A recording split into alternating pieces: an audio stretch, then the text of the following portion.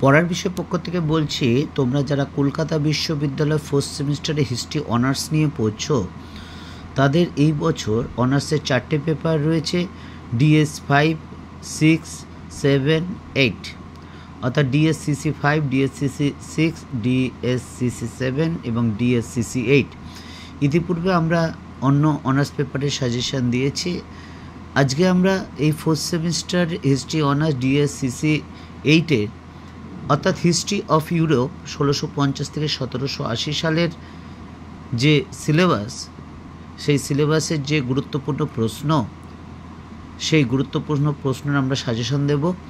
তোমরা জানো, তোমরাই এই পদ্ধতি অর্থাৎ সিসিএ পদ্ধতিতে তোমরাই প্রথম ব্যাচ। আগে তোমাদের মতো পরীক্ষা হয়নি, তবুও দীর্ঘদিন অভিজ্ঞতা, প্রায় 23-24 বছর শিক্ষকতার অভিজ্ঞতা থেকে যে প্রশ্নগুলো এনেছি, বিগত বছরে অন্যভাবে এই পেপারগুলো নাম ছিল বা এই কোশ্চেনগুলো ছিল।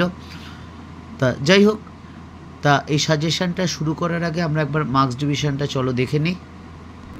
দেখতে পাচ্ছ, মার্কস ডিভিশনটা দেখে বুঝতেই পারছে যে 5 নম্বরে 6টা কোশ্চেন থাকবে, 3টে কোশ্চেন লিখতে হবে, এবং 20 নম্বরে 6টা কোশ্চেন থাকবে, 3টে কোশ্চেন লিখতে হবে। টোটাল 75 নম্বরে পরীক্ষা হবে, অর্থাৎ 20 নম্বর বা 5 নম্বরের, এবং অপশন থাকবে যতগুলো থাকবে তার হাফ লিখতে হবে।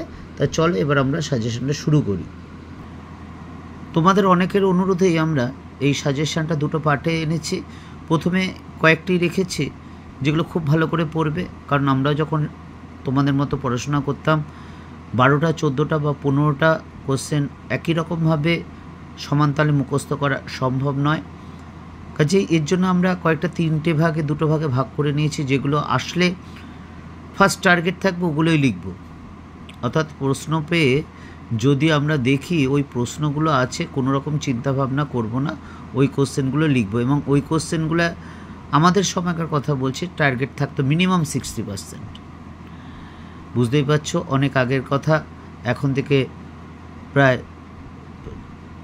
30 বছর আগেকার কথা।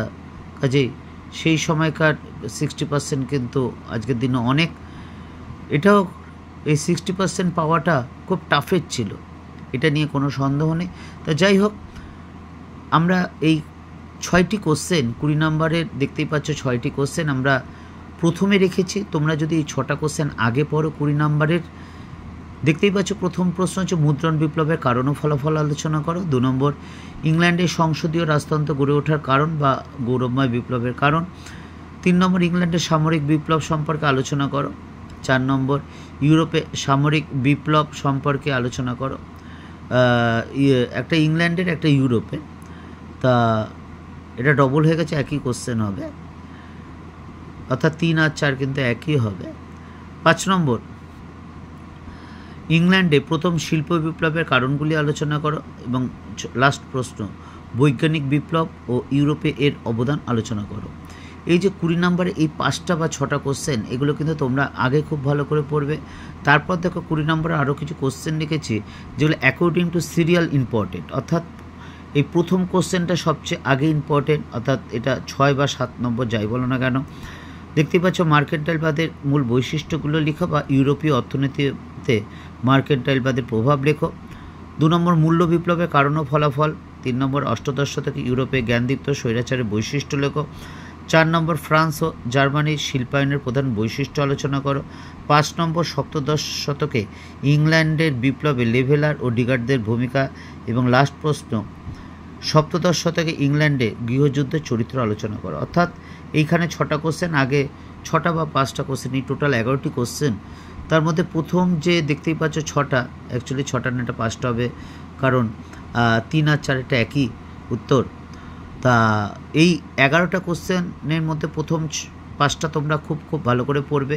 তারপরে এই মার্কেন্টাইল নীতি, মূল বৈশিষ্ট্য, তারপর যত নিচে যাবে তত কিন্তু গুরুত্বপূর্ণ কমতে থাকছে, ইম্পর্টেন্ট কমতে থাকছে। কাজেই আমরা বলবো যেটুকু সময় আছে, এখনও বেশ কিছুদিন সময় আছে, এগুলো খুব ভালো করে পড়ো। এবং যেই ভাগটা করে দিলাম এই ভাগটা মাথায় রেখে কিন্তু অবশ্যই পড়াশোনা করো।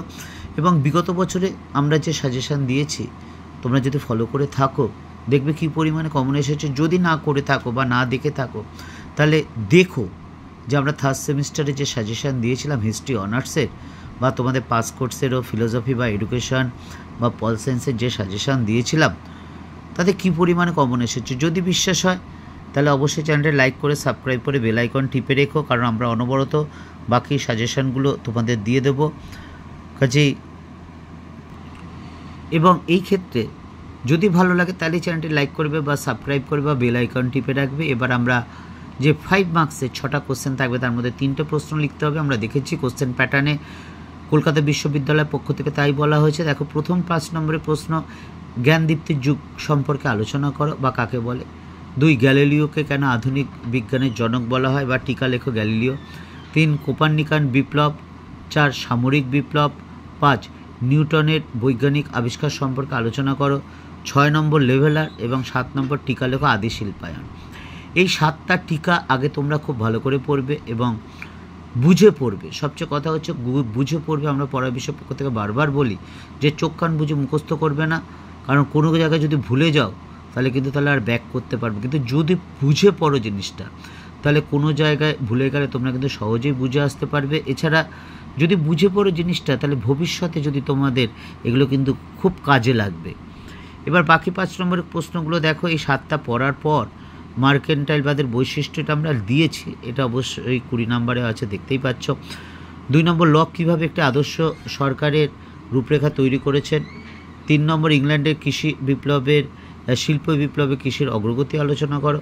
4 নম্বর, রেনেসাঁসের উপর মানবতাবাদের প্রভাব লেখো। 5, টিকা লেখো জিবার্ট উইনস্টনলি। এবং লাস্ট কোশ্চেন, গৌরবময় বিপ্লব কি বৈজ্ঞানিক বিপ্লব, গৌরবময় বিপ্লব কি বৈপ্লবিক ঘটনা ছিল বা গৌরবময় বলা যায় কি না। এই যে 13টি 5 নম্বরের কোশ্চেন, তার মধ্যে 7খানা খুব ভালো করে অবশ্যই পড়বে। তারপর যতগুলো নিচের থেকে পারবে ততগুলো কিন্তু অবশ্যই পড়ে যাও। দেখবে আশা করি তোমরা যে 75 নম্বরে পরীক্ষা হবে নতুন পদ্ধতিতে, সিসিএফ পদ্ধতিতে, আশা করি অবশ্যই কমন পাবে। যদি আমাদের চ্যানেলটি ভালো লাগে তবে চ্যানেলটি অবশ্যই লাইক করে সাবস্ক্রাইব করে বেল আইকন টিপে রেখো। এবং তোমাদের যদি কিছু জানার থাকে বা চাহিদা থাকে বা অবশ্যই আমাদের জানিও, বা কোনো যদি ভুল ত্রুটি হয়ে থাকে সেটাও নির্দ্বিধায় জানাবে, কারণ আমরা তোমাদের প্রত্যক্ষ পরোক্ষ সর্বরকম সাহায্যে আমরা আমাদের চ্যানেলটাকে এগিয়ে নিয়ে যেতে চাই। এবং আমরা বলেওছি এই পড়ার বিষয় চ্যানেলটা কিন্তু আমি এককভাবে নয়, আমি ছাড়া আরও 13 জন শিক্ষক শিক্ষিকা আছেন যারা বিভিন্ন স্কুল কলেজের সাথে যুক্ত। আমার প্রায় 23-24 বছর শিক্ষকতার অভিজ্ঞতা হয়ে গেল এবং 2 জন কেরিয়ার কাউন্সিলররা আছেন। কাজে তোমাদের যদি কোনো দরকার হয় নির্দ্বিধায় জানাও, আমরা তোমাদের প্রশ্নের যথাযথ উত্তর দিয়ে তোমাদের সমস্যা অবশ্যই সমাধানের চেষ্টা করব। পড়ার বিষয় পক্ষ থেকে এতটুকুই, অগ্রিম শুভেচ্ছা রইল। বিল গেটসের মন্তব্য দিয়ে আমরা শেষ করি, কারণ আমার খুব প্রিয় কোট। তিনি বলেছেন তিনি অনেক মেধাবীকে ব্যর্থ হতে দেখেছেন কিন্তু কোনো পরিশ্রমীকে ব্যর্থ হতে দেখেননি। কাজে তুমি যদি সাফল্য পেতে চাও তাহলে অবশ্যই পড়তে হবে, পড়াশোনা করতে হবে। শর্টকাট মেথডে জীবনে সফলতা পাওয়া যায় না, সাময়িকভাবে পাওয়া গেল, অন্তিম লক্ষ্যে কিন্তু তা হয় না। তার জন্য পরিশ্রম দরকার, সৎ চেষ্টা দরকার। পড়ার বিষয় পক্ষ থেকে এতটুকুই, অগ্রিম শুভেচ্ছা রইল সকলের জন্য।